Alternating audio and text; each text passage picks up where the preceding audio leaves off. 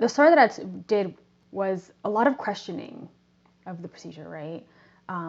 Questions regarding why it was a tradition, why it was taboo, why it was inflicted on women, you know? Just getting to the core questions that are usually just like passed over. Our community comes in twofold. There are some people who are open to talking about it, and there's others who are not open to talk about it. I'm blessed enough where I can speak to my mom about it. I actually had a conversation with her recently about this, and but there are some people in my family that are older than my mother, like my grandmother, and like males in my family, and like my aunts that are like from back home. They won't open up to that conversation because it's like taboo to speak about it, you know. And so yeah, like it depends on who I talk to, you know, but generally speaking, my community is taboo. We don't speak about it.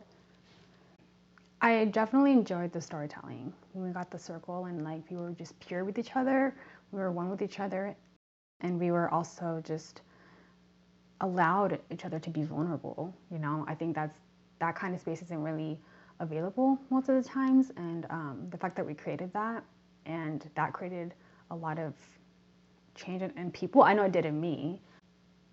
Like hearing the stories and then just knowing that like people around me, because I've never like the only people that I've ever heard was aunts, right? Like these are people like the stories who are being shared are people who like that are younger, and like so it means that it's still happening. So it just fueled that fear and that anger inside of me, and I remember just crying after hearing those stories, and I just was humbled and realized that this work still needs to be done. You know, there's still progress that needs to be made.